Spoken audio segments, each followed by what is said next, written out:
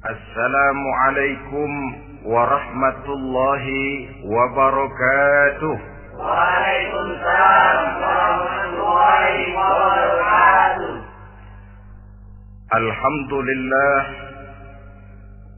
wassalatu wassalamu ala sayyidina Rasulillah, sayyidina wa maulana Muhammad ibn Abdullah wa ala alihi wa sahbihi wa mawala. La haula wa la quwwata illa billah, amma ba'd. Bapak-bapak, ibu-ibu, saudara-saudara kaum muslimin rahimakumullah. Sudah menjadi keyakinan dalam kehidupan kita bahwa segala yang ada permulaannya tentu akan ada penghabisannya. Setiap yang punya awal mesti akan punya akhir.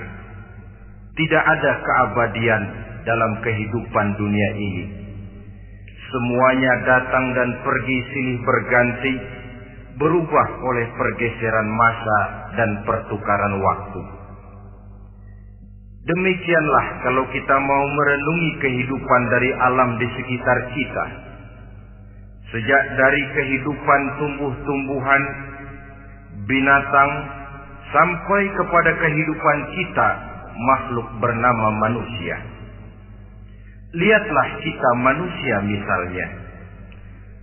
Dimulai sejak kita terlahir ke alam ini, keluar dari alam rahim ibu, menjadi bayi yang merah tidak berdaya, untuk kemudian berangsur meningkat menjadi anak-anak. Dari kehidupan anak-anak berubah lagi kita menjadi remaja dengan segala keceriaan dan kelincahannya, dan dari masa remaja naik lagi kita memasuki usia dewasa, untuk kemudian berangsur memasuki hari tua. Lalu setelah kita memasuki hari tua, sehari, seminggu, sebulan, setahun, sampailah kita kepada batas waktu yang telah ditentukan oleh Allah, yang dinamakan ajal, dan bertemulah kita dengan yang disebut maut. Ini merupakan kepastian dalam kehidupan. Kalau saja kita mau merenung perubahan-perubahan yang terjadi pada diri kita, seharusnya membuat kita insaf dan sadar. Dikala remaja kita begitu lincah, punya rambut yang hitam ikal berderai, punya lesung di pipi, punya senyum yang indah menawan setiap orang yang melihat, punya kulit yang kencang dan bersih. Manakala kita memasuki hari tua, perubahan frontal pun terjadi. Kulit mulai jadi keriput, rambut yang tadinya hitam ikal berderai mulai memutih, nikmat berkurang, gigi yang tadinya utuh dan sanggup mengunyah apa saja, satu demi satu permisi meninggalkan kita. Sangat boleh jadi, dikala remaja kita senyum semua orang terpikat. Dikala hari tua dengan kulit yang keriput dan gigi yang tidak ada lagi, manakala kita senyum, mungkin orang bakal lari dari sekitar kita. Kemana keindahan yang tadinya begitu menawan? Kemana senyum lesung pipit yang tadinya menarik perhatian orang? Pergi meninggalkan kita, berubah oleh pergeseran masa dan pertukaran waktu. Nah, bila maut datang menjemput kita, selesailah kehidupan sampai di situ? Ternyata belum. Kalau lahir merupakan perpindahan hidup dari alam rahim ke alam dunia, maka mati hakikatnya merupakan perpindahan hidup dari alam dunia ini ke alam kehidupan yang berikutnya yang dinamakan dengan alam barzah. Andai kata hidup cuma sekali, secara moral kita sanggup berkata, alangkah tidak adilnya Tuhan. Kenapa? Dalam kehidupan ini kan aneka ragam terjadi. Ada orang yang zolim, ada orang yang dizolimi. Ada orang yang membunuh, ada orang yang terbunuh. Ada orang yang kaya, ada orang yang miskin.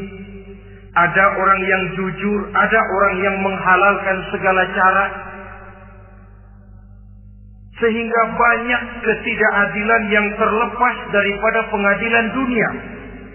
Lalu orang pun bilang, di dunia ini katanya banyak pengadilan tapi sulit keadilan. Di dunia ini mudah mencari pengadilan tapi sulit untuk mencari ketidakadilan. Andai kata hidup cuma sekali, tidak akan ada hidup sesudah hidup yang sekarang ini. Bagaimanakah nasib mereka yang lepas dari pengadilan dunia ini? Alangkah tidak adilnya Allah, andai kata tidak ada kehidupan sesudah hidup yang sekarang. Tentulah akan terjadi di mana orang menghalalkan segala macam cara untuk mencapai tujuan. Yang penting kan saya kaya, yang penting kan saya punya jabatan dan kedudukan tinggi. Kalau perlu jilat atas, jilat atas. Kalau perlu sikut kiri kanan, sikut kiri kanan. Kalau perlu injak bawah, injak yang bawah. Ini prinsip daripada orang-orang komunis. Dan pantas karena mereka tidak percaya kepada kiamat. Pantas karena mereka tidak percaya akan adanya kehidupan sesudah hidup yang sekarang ini. Maka saya menghimbau kepada seluruhnya, kita sudah kadung menyepakati negara ini berdasarkan Pancasila. Kita sudah kadung konsensus bahwa PKI dengan seluruh ajarannya tidak punya hak hidup di bumi Pancasila yang kita cintai ini. Maka salah satu ajaran PKI tujuan menghalalkan cara kita orang Indonesia yang berbudi pekerti luhur, yang punya nilai budaya tinggi, janganlah sampai mencaci PKI, membubarkan PKI, mengutukkan PKI, tapi dalam kehidupan sehari-hari prakteknya prinsip komunis kita pakai. Apa itu? Tujuan menghalalkan cara. Asal sudah tujuan tercapai, cara apapun saja halal. Itu pandangan hidup orang yang tidak percaya kepada adanya hari akhirat. Sebagai muslim yang yakin akhirat ada, kiamat pasti akan datang. Hidup tidak cuma sekali. Maka kalau kita zalim, kalau kita berbuat aniaya, kalau kita melakukan korupsi, kalau kita merugikan orang lain, boleh jadi kita terlepas daripada pengadilan dunia. Tapi ingatlah, kita tidak akan pernah lepas dari pengadilan Allah. Pengadilan Qadhi Rabbul Jalil, di mana kita akan diadili dengan seadil-adilnya. Dan tidak satu perbuatan yang bersifat salah, yang bagaimanapun kecilnya, yang akan lepas dari pengadilan di akhirat itu nanti. Pantas saja kalau satu hari malaikat Jibril datang menasihati Rasulullah sallallahu alaihi wasallam. Yang artinya juga menasihati kita semua. Apa kata malaikat Jibril kepada baginda Nabi? Ya Muhammad, ish ma syi'ta wa innaka mayyitun. Hai Muhammad, hiduplah semau kamu, tapi jangan lupa kamu pasti akan mati. Kalau memang dilarang tidak terlarang, dicegah tidak tercegah, kamu mau melaksanakan hidup menurut maumu sendiri, persilahkan, hiduplah menurut mau dan gayamu. Tapi jangan lupa, fa innaka mayyitun, satu saat kau pasti bakal mati. Dan mati itu bukan akhir dari segalanya. Dia babak baru bagi kehidupan selanjutnya.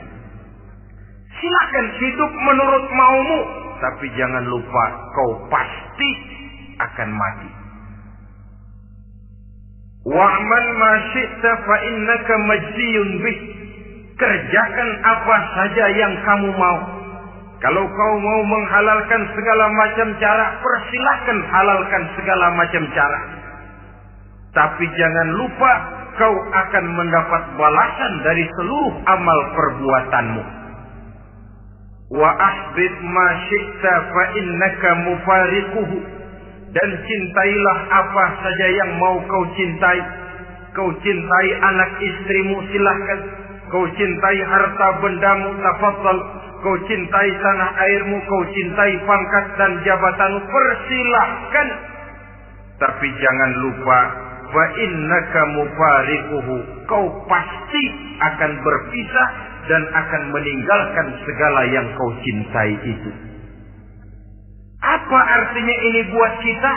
Ternyata sesudah maut datang menjemput kita, ada kehidupan sesudah hidup yang sekarang ini. Ini yang mendorong kita untuk dalam kehidupan di dunia ini tidak melakukan prinsip saenake dhewe, semaunya sendiri saja, asal perut kenyang, asal pangkat tinggi, asal harta dapat. Masa bodoh dengan merugikan orang lain, masa bodoh dengan menipu orang lain. Iku jenenge saenake dhewe. Muslim tidak diajarkan. Ingat manusia, setelah kau mati, setelah kiamat datang, kau akan dibangkitkan, kau akan dimintakan pertanggungan jawab tentang kehidupan yang sekarang ini.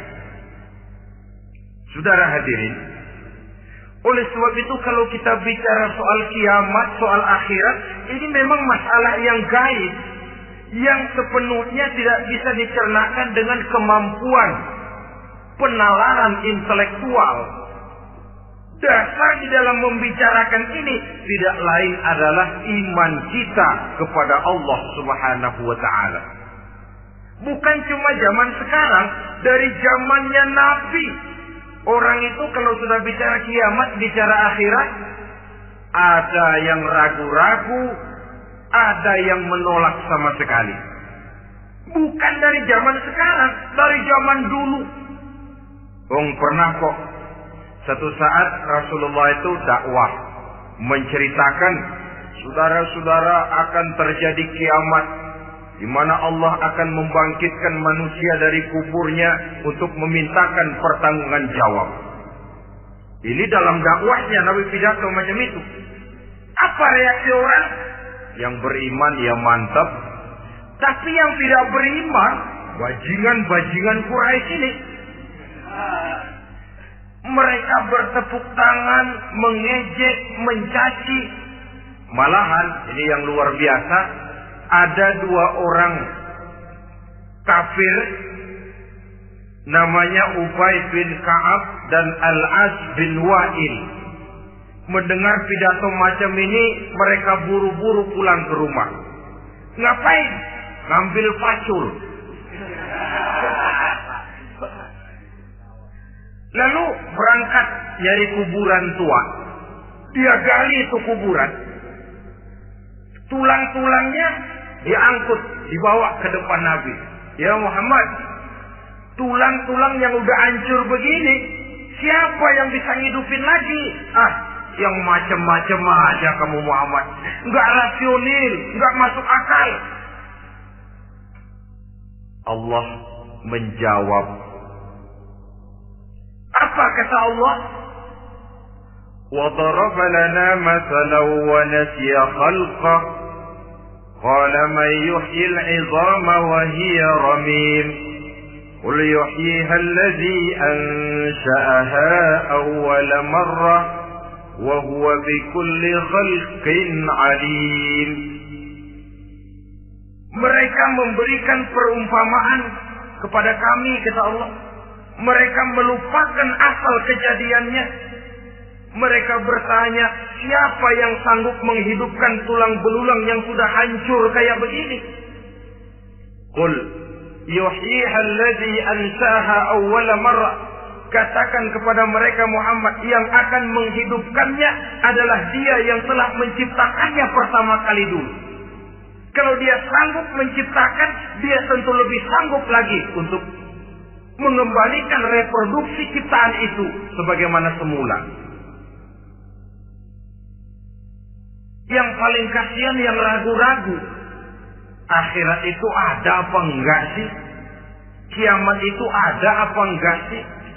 Lantaran ragu-ragu, terombang-ambing dia antara harapan dan putus asa, antara kenyataan dan idealisme. Ada yang buta sama sekali 100% terhadap keadaan-keadaan sesudah mati. Perhatian mereka hanya tercurah kepada kehidupan sebelum mati. Yang mereka perhatikan siang dan malam tidak lebih daripada urusan perut. Pergi pagi, pulang sore, peras keringat, banting tulang. Cuma soal makan, soal minum, soal pakaian, soal kendaraan, soal rumah tangga, soal anak, soal istri. Yang mereka pentingkan hanya soal-soal politik misalnya, ekonomi, pembangunan dan industri. Untuk soal-soal kayak begitu, bias betul. Habis seluruh waktu untuk memikirkan, meningkatkan kebudayaan, politik, sosial, ekonomi. Kadang-kadang kurang tidur, kurang istirahat, berkeliaran ke sana kemari ke tempat yang jauh-jauh. Sampai kadang-kadang terkena stres, penyakit darah tinggi, ginjal, lever, untuk memikirkan hal-hal yang semata-mata karena dunia saja. Lantas boleh jadi mereka mendapatkan kekayaan yang berlimpah ruah, mendapatkan kedudukan yang tinggi, nama yang semerbak, dikenal orang di barat dan di timur, di utara dan di selatan. Tetapi alangkah kecewanya mereka jikalau datang ajal menjemput nyawa, mati mereka, meninggalkan harta yang banyak, nama yang masyhur. Mereka disebut dengan jasa-jasanya. Radio memberitakan, TV menyiarkan, koran-koran memuat. Bahkan nama mereka kadang-kadang dikenang 2-3 tahun setelah wafatnya. Tetapi dalam pada itu, roh mereka merintih, mengeluh, menderita, karena dilemparkan oleh Allah ke tempat-tempat yang kotor. Penyesalan yang sudah tidak akan ada gunanya lagi. Saudara-saudara kaum muslimin rahimakumullah. Oleh karena itu, kehidupan akhirat bukanlah dongeng dan takhayul, bukan khurafat dan khayalan. Kehidupan akhirat, hari kiamat adalah kebenaran dan kepastian. Dalam surah Al-Hajj ayat ke-7, Allah Subhanahu wa taala menyatakan, wa anna as-sa'ata atiyatun la raiba fiha wa anna Allah yab'atsu man fil qubur. Dan bahwasanya kiamat itu sesungguhnya adalah sesuatu yang pasti dan tidak ada keraguan-raguan lagi di dalamnya. Dan bahwasanya Allah sungguh-sungguh akan membangkitkan manusia dari kuburnya masing-masing. Nah, kalau kita sudah yakin kiamat sesuatu yang pasti adanya, akhirat sesuatu yang pasti adanya, dari mana pembicaraan tentang kiamat ini kita mulai? Tentu dari diri kita. Marilah kita mencoba melihat proses perjalanan hidup ini sampai kita memasuki kiamat. Hadirin, tidak ada makhluk secantik manusia. Tidak percaya, pernah ke Ragunan? Saudara masuk ke kebun binatang. Segala macam makhluk ada di situ. Ratusan macam jenis binatang. Bandingkan dengan saudara, kira-kira cakep mana?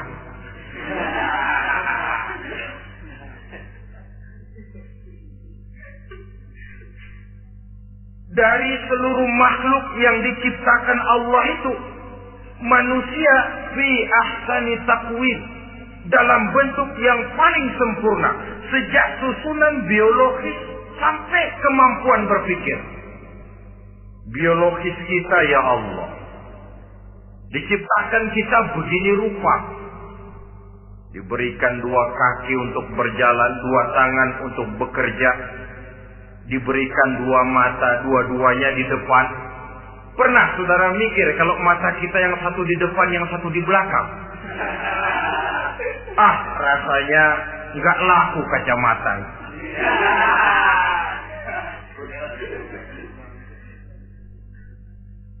Diberikan hidung dengan 2 lubang.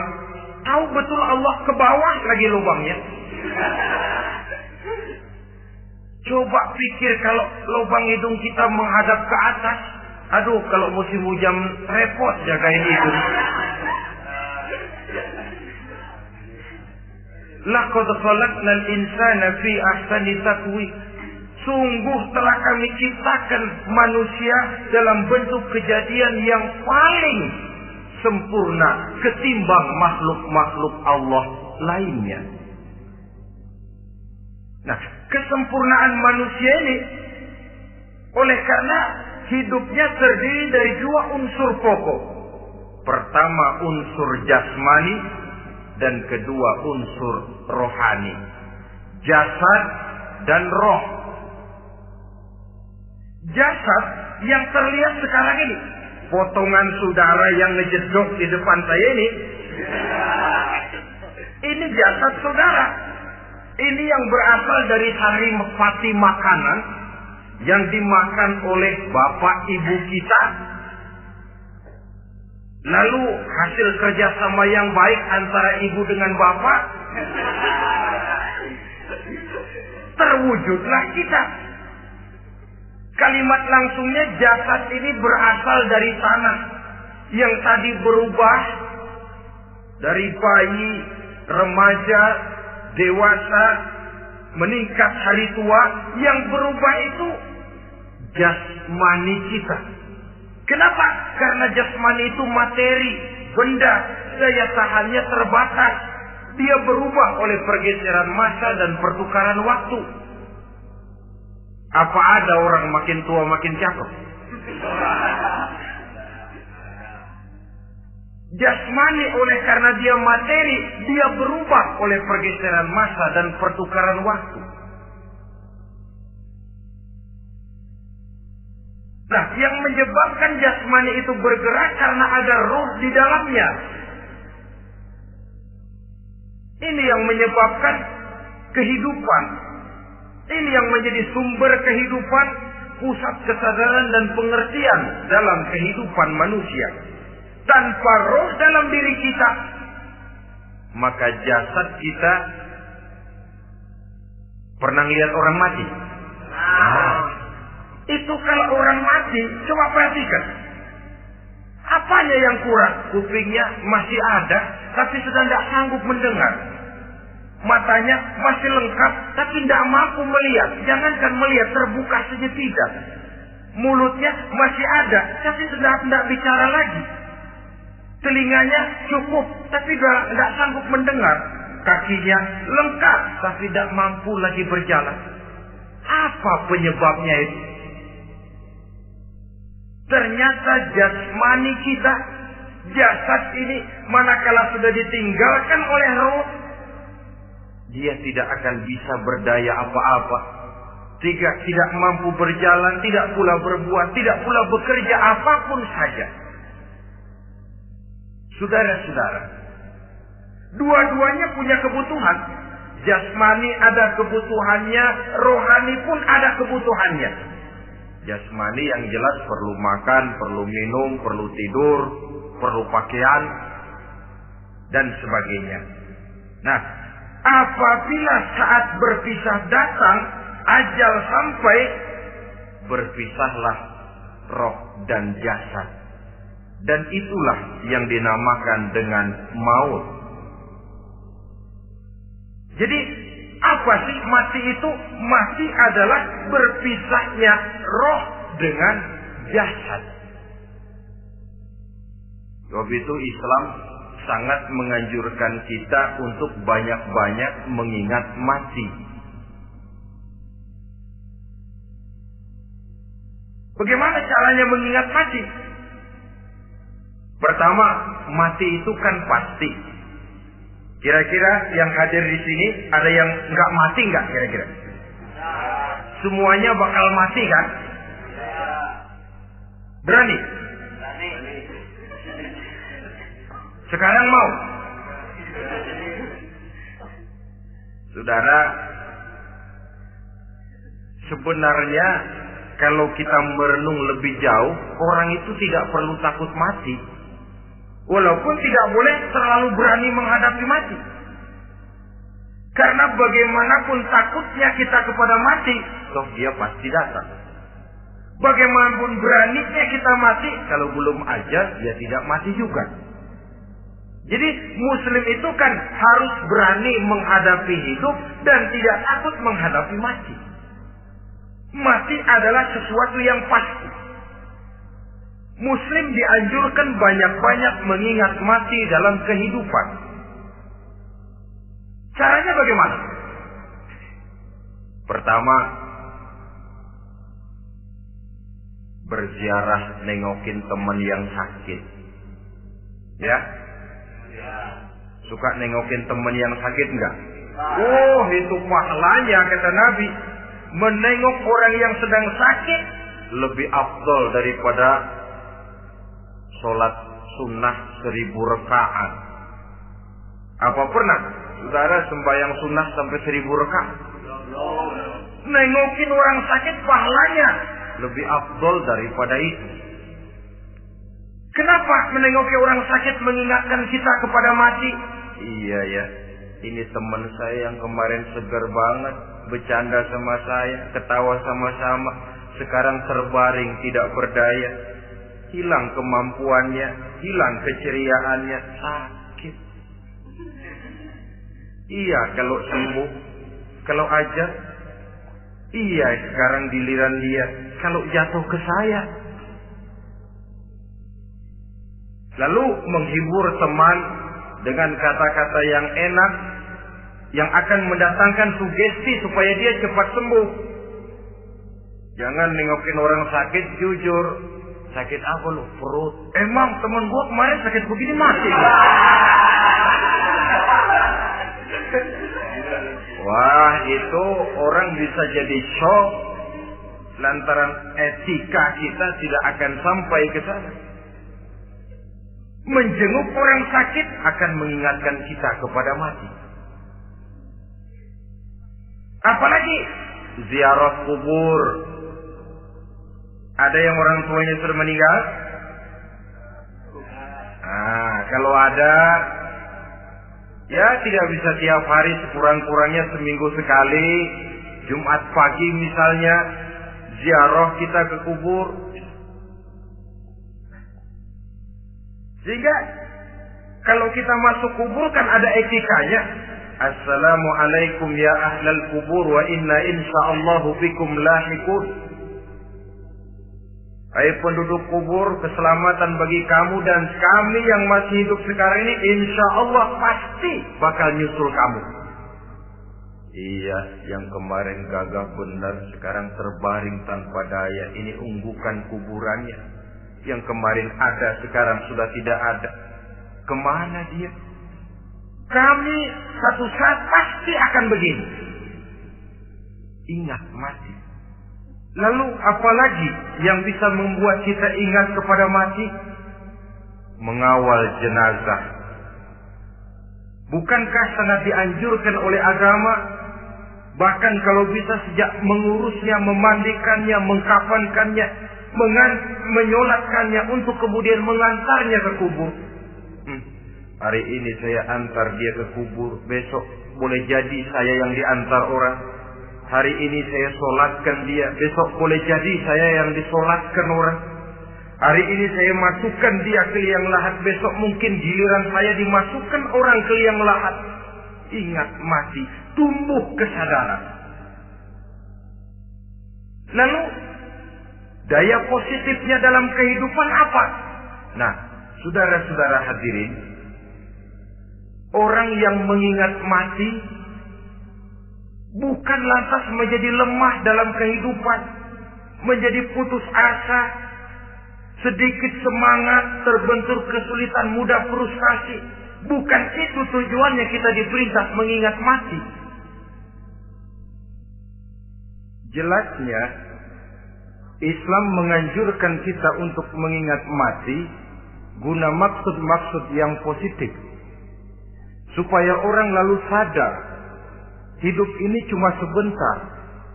Maka mumpung hidup, nah ini mumpung, tapi mumpung yang baik.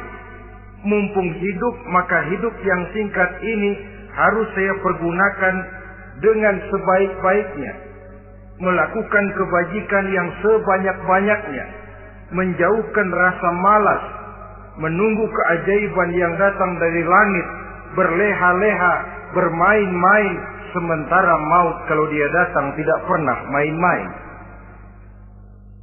Pantas kalau seorang penyair bernama Syauqi memesankan, tazawwad bitaqwa fa innaka la tadri idza hanna al-lailu hal ta'ishu ila al-fajr, kam min sahihin mata min ghairi illatin wa kam min alilin 'asha hinan min ad-dahri. Persiapkan dirimu dengan takwa, sebab kamu tidak tahu apabila malam datang kamu masih bisa hidup apa enggak besok pagi. Apa ada jaminan saudara yang kumpul di depan saya malam ini besok masih bisa hidup? Tidak. Ada jaminan? Tidak ada sama sekali. Kam min sahihin mata min ghairi illatin. Berapa banyak orang sehat mati enggak pakai sakit lagi. Sebabnya kadang-kadang ringan saja. Ada yang cuma jatuh di kamar mandi, mati. Ada yang cuma ketiban pensil. Iya, kalau ketiban pensil 3 peti masa nggak mati. Ta'addadatil asbab wal maut wahid. Sebabnya boleh jadi macam-macam, tapi mati satu juga, yaitu mati. Dia seperti kelapa yang terlalu tua jatuh ke bawah, yang kembang baru keluar pun jatuh ke bawah. Itulah mati. Dia datang menjemput yang bayi, dia datang mengambil yang anak-anak, dia datang juga kepada yang remaja, kepada yang dewasa, kepada yang tua sekalipun. Jangan yang remaja lalu berpikir, gua rasanya masih jauh banget mau mati. Ini sesuatu yang pasti yang kita tidak pernah diberitahu kapannya. Kalau dikasih tahu kapannya kan kita bisa, umpama malaikat maut datang ke rumah saya, saudara Zainuddin kau mati 80 tahun lagi. Wah, saya kan berhitung, masih lama, poya-poya aja dulu Tapi ini tidak pernah diberitahu kepada kita. Lantaran tidak diberitahu itulah kita perlu bersiap-siap dengan selalu mengingat-ingat mati yang mendorong kita untuk berbuat positif. Satu contoh peringatan mati yang mendatangkan positif pada peristiwa ketika turun perintah hijrah. Ketika di Mekah sudah terpepet turun perintah hijrah. Ini sahabat yang berangkat hijrah, jangan dikira semua bulat hati. Ada yang mikir, kalau saya hijrah berangkat dari Mekah ke Madinah, nanti di tengah jalan dicegat oleh kafir Quraisy lalu dibunuh, mati saya. Takut mati. Allah peringatkan, kullu nafsin dha'iqatul maut. Kamu disuruh hijrah saja takut mati, padahal kamu tahu semua yang hidup bakalan mati. Diam saja di Mekah mati, hijrah ke Madinah pun akan mati. Mendengar ayat ini, Sayyidina Umar bin Khattab seperti dibakar semangatnya. Kalau sebagian sahabat hijrah sembunyi-sembunyi, beliau mau hijrah itu malah bajingan Quraisy dikumpulkan dekat Ka'bah. Pidato, ya ma'syara Quraisy, dedengkot Quraisy, dengerin. Besok pagi yang namanya Umar bin Khattab mau hijrah dari Mekah ke Madinah. Siapa yang kepengen kepalanya berpisah dengan badannya, persilahkan cegat Umar di jalanan. Besok dengan tenang dia berangkat hijrah, gak ada yang berani nyegat. Tuh Quraisy juga barangkali mikir, gue ngapain nyegat penyakit. Begitu ingat mati, timbul semangat juang, timbul semangat berbuat. Ini ingat mati yang positif, bukan yang melemahkan semangat. Dah jangan kerja rajin-rajin dah, lu bakalan mati. Ini ingat mati yang salah pasang. Ingat mati seharusnya mendorong manusia untuk berbuat lebih tekun. Allah memberikan peringatan, Qul innal mauta allazi tafiruna minhu fa innahu mulaqikum. Katakan, maut yang kamu akan melarikan diri daripadanya, yang kamu takuti benar dia pasti akan datang menjemput kamu. Saudara-saudara hadirin yang saya hormati, datangnya memang tidak kita harapkan yang namanya maut. Tapi sekali dia datang, tidak ada pintu tempat kita lari. Dia memang tidak pernah kita undang. Tapi sekali dia datang, mengetok pintu, kekuatan apa yang bisa menolak? Dia sebuah tanda seru dalam kehidupan. Apa yang menyebabkan orang takut mati? Pertama barangkali karena dia tidak tahu bagaimana kehidupan sesudah mati. Alam kubur gelap, alam akhirat gelap. Sehingga dia bingung, lantaran bingung lalu jadi takut. Yang kedua boleh jadi oleh bayangan-bayangan dosa yang pernah dia kerjakan di dunia ini. Kerjanya cuma menumpuk dosa. Dia gembira, bahagia, tertawa di atas tumpukan dosanya. Merasa segan berpisah dengan seluruh kehidupan ini. Sehingga boleh jadi maut adalah sesuatu yang ditakutkannya benar dalam kehidupan. Tapi bagaimanapun takutnya, tidak ada tempat lari dari dia. Dalam ayat lain Allah jelaskan, Aynama takunu yudrikumul mautu walau kuntum fi burujim musayyada. Di mana saja kamu berada, dalam benteng yang paling tangguh sekalipun, maut pasti akan datang menjemput kamu. Nah, bagaimana caranya maut datang menjemput kita? Bila datang dia, sang malaikat pencabut nyawa, malaikat Israel namanya, hendak mengambil ruh kita. Dalam suasana macam begitu, di akhir kehidupan dunia, dalam berhadapan dengan sakaratul maut, terbagilah manusia dalam dua bagian besar. Pertama, yang menghadapi sakaratul maut itu dengan husnul khatimah, baik di akhirnya, sehingga pada saat ruhnya berpisah dengan jasadnya, kelihatan dia seperti senyum, mukanya cerah. Bahkan sebelum itu boleh jadi dia sempat meninggalkan pesan-pesan yang baik. Ada yang sempat azan, ada yang sempat baca Quran.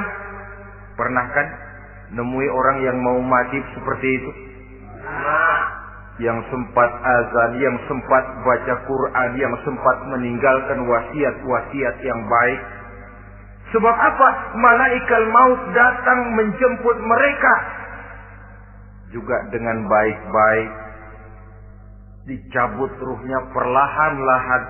Tapi sungguh pun perlahan-lahan. Pedihnya, sakitnya tetap tiada tara. Rasulullah Sallallahu Alaihi Wasallam, dikala beliau hendak berhadapan dengan sakaratul maut, diceritakan mencelupkan tangannya ke dalam gelas berisi air, lalu mengusapkannya ke muka beliau seraya berdoa, "Ya Allah, mudahkan saya dalam menghadapi sekarat ini." Beliau juga yang mengatakan bahwa sakitnya sakaratul maut sama dengan 300 kali bacokan pedang. Sehingga kita diajarkan doa, di antara doa selamat itu kan ada Allahumma hawwin alaina fi sakaratil. Ya Allah, mudahkan saya di dalam menghadapi sakaratul maut itu. Ketika ruh ini keluar dari jasad, mata masih mengikuti ruh itu. Jika kadang-kadang ada yang matanya terbelalak dan tidak sempat ditutup, terbuka terus, mengikuti ruh itu keluar dari jasadnya. Adapun golongan kedua, manusia yang ketika berhadapan dengan sakaratul maut mendapatkan su'ul khatimah, jelek di penghabisannya. Sekaratnya sudah setengah mati, lalu jelek juga di akhirnya, mati dalam keadaan yang tidak baik, tidak terpuji. Ada yang lagi megang kartu, mati. Ada yang lagi di tempat ngadu ayam, mati. Ada yang lagi di tempat pelacuran, mati. Ada yang lagi megang botol minuman keras, mati. Nih barangkali malaikat maut gemes banget nariknya, lu bajingan, lu tarik terus kan. Mati su'ul khatimah. Makanya bagus itu. Kadang-kadang di majelis-majelis taklim kan sering dibaca, Ya Allah biha, Ya Allah biha, Ya Allah bihusnil khatimah. Kan ada itu? Ada enggak? Saudara hadirin, mohon agar oleh Allah kita diberikan husnul khatimah, baik di saat ruh akan berpisah dengan jasad. Ini sesuatu yang pasti. Sang malaikat maut datang menjemput nyawa.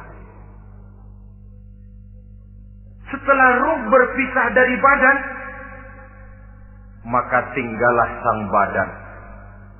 Ditangisi oleh semua yang kita tinggalkan.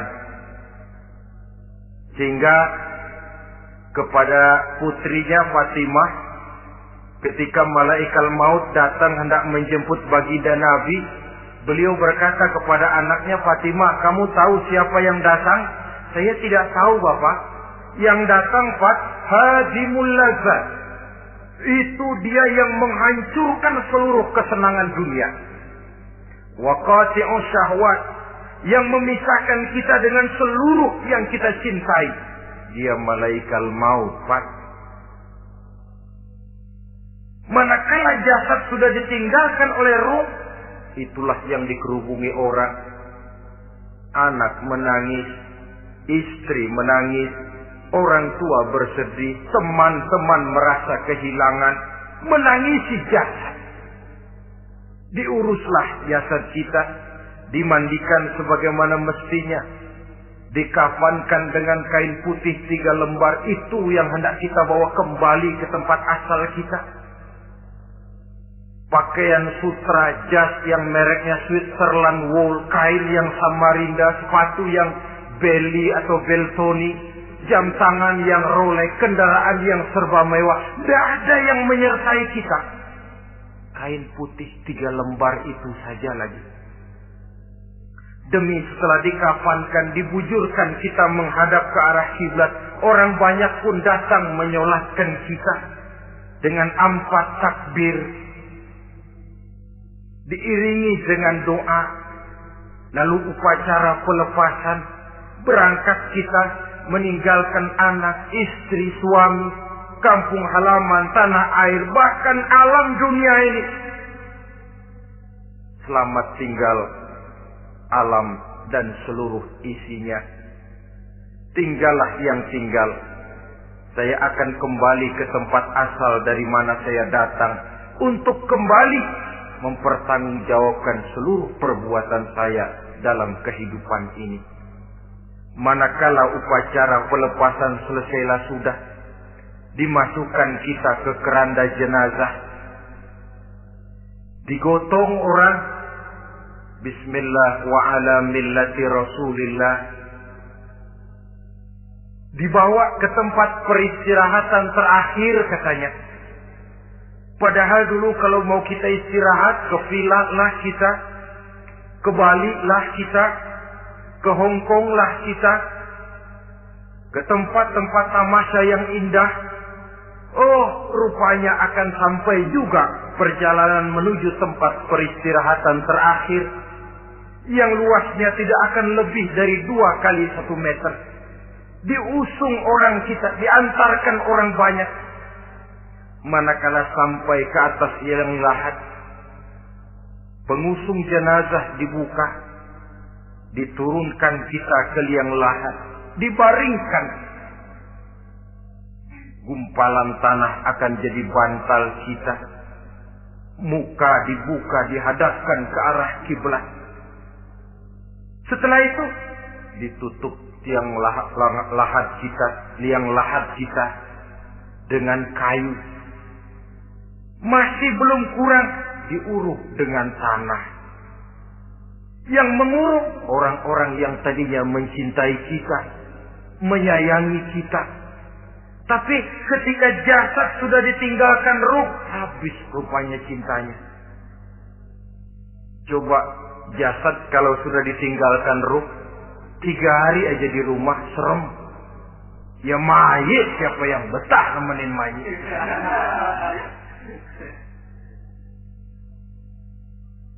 Lalu bila upacara pemakaman selesai, maka berusahalah semuanya. Para pengantar akan kembali ke rumahnya masing-masing. Maka masuk kita ke alam kehidupan, yaitu yang disebut alam barzakh atau alam kubur. Apa selesai hidup sampai di situ? Tidak. Hanya beberapa langkah setelah yang mengantar kita pulang, diriwayatkan dalam hadis Bukhari dan Muslim, bila seseorang sudah diletakkan di kuburnya, lalu yang mengantar kembali pulang, maka roh si mayit akan dapat mendengar bunyi terompah orang yang pulang itu. Bunyi terompahnya terdengar. Datang 2 malaikat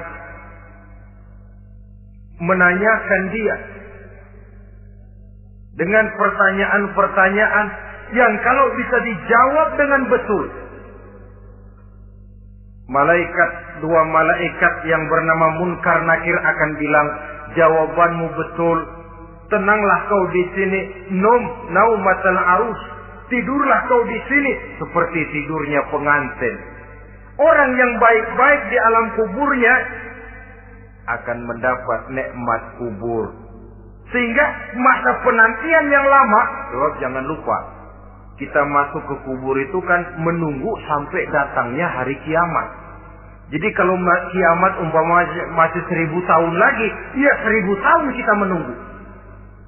Orang yang baik-baik, penantian di alam kubur, kata malaikat, naumatal arus, tidurlah kamu seperti tidurnya pengantin. Bagaimana sih tidurnya pengantin? Enggak berasa. Iya, kata anak sekarang, endah aja. Begitu mendusin pagi, kata lakinya, malam sebentar bener ya Neng. Sebentar betul katanya malam. Ya tentu saja tidak terasa. Kenapa? Dia tidak pernah memikirkan waktu. Terbawa oleh kenikmatan dan kelezatan yang dirasakannya dalam kehidupan. Tapi orang kafir, orang yang dosanya bertumpuk, tidak sanggup menjawab pertanyaan 2 orang malaikat, maka dia akan mendapat azab di alam kuburnya terus menerus siang dan malam sampai datangnya hari kiamat. Ibarat maling ayam ketangkep, belum masuk pengadilan udah dikebukin duluan. Kan begitu kan? Ada maling ayam nggak di sini? Nah, itu yang nyaut tadi pengalaman itu. Di sidang belum divonis, belum digebukin babak belur. Saudara hadirin, maka alam kubur bisa merupakan raudhatun min riyadil jannah. Taman di antara taman-taman surga pun juga bisa merupakan hufratun min hufarin niran, menjadi liang daripada neraka. Ada lagi riwayat yang dari Imam Muslim yang diperoleh dari Zaid bin Sabit. Zaid bin Sabit cerita, satu hari kami bersama Rasulullah sallallahu alaihi wasallam berada dalam kebun kepunyaan Bani Najjar. Rasulullah sedang duduk di atas keledai. Tiba-tiba entah bagaimana itu keledai terkejut, kaget, berontak, hampir Rasulullah jatuh. Rasulullah kemudian bertanya, rupanya di kebun itu ada kuburan tua, 5 atau 4 kuburan. Rasulullah lalu bertanya, saudara-saudara, ada yang tahu nggak ini kuburan siapa?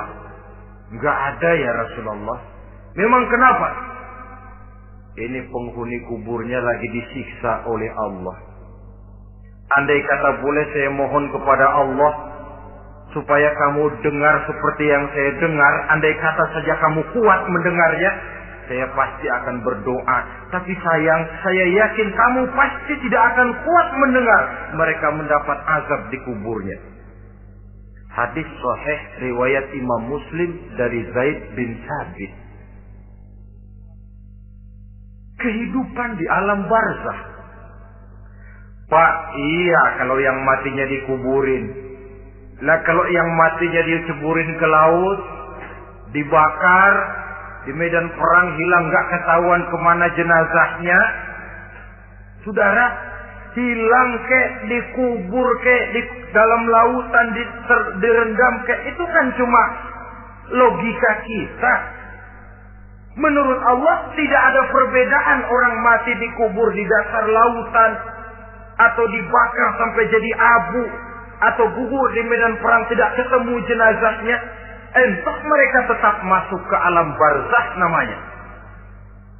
Jasad boleh hancur, tapi roh sebagai sumber kehidupan, pusat kesadaran dan pengertian, dia tetap ada, mengalami kebahagiaan dan kegembiraan atau mengalami kepedihan dan penderitaan, bergantung kepada amalan yang kita lakukan dalam kehidupan di dunia ini.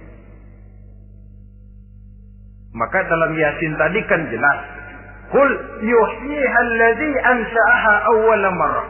Yang menghidupkan mereka yang dikubur di dasar lautan, mereka yang dibakar sampai jadi abu, yang akan menghidupkan ialah Allah yang menciptakan mereka dulu pertama kalinya.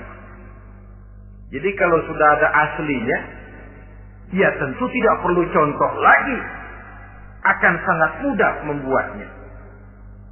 Orang tua kita, keluarga kita yang sudah berpulang, mereka di alam barzakh sekarang ini bisa mendapat nikmat kubur, bisa mendapat azab kubur. Bergantung amalan mereka dalam kehidupan di dunia ini. Dalam Musnad Imam Ahmad dan Sahih Abi Hatim malah ada tambahan riwayat. Orang yang banyak kebajikannya di dunia, amalannya akan datang menemani dia.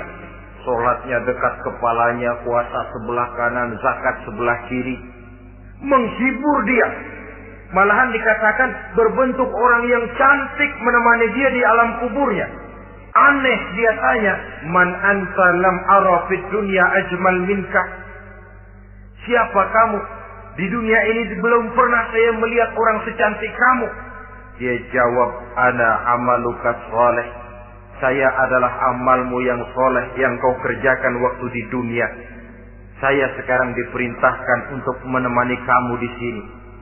Alhamdulillah.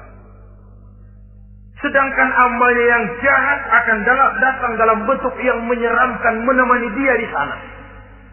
Bayangin deh, di kuburan ditemenin yang serem-serem. Sama juga di dunia.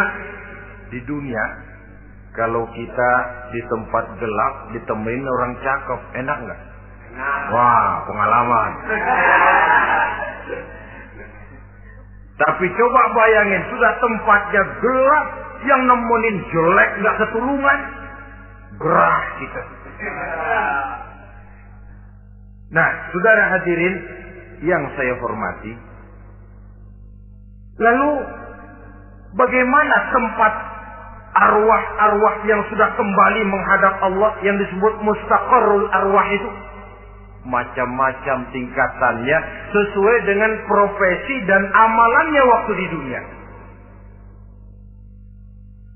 Ada roh-roh itu yang setelah pisah dengan jasad, artinya mati, ditempatkan di tempat yang disebut a'la iliyin, tempat yang tertinggi. Siapa ini? Arwahnya para nabi dan para rasul. Ini fi a'la iliyin, di tempat yang tertinggi. Arwahnya para nabi, arwahnya para rasul.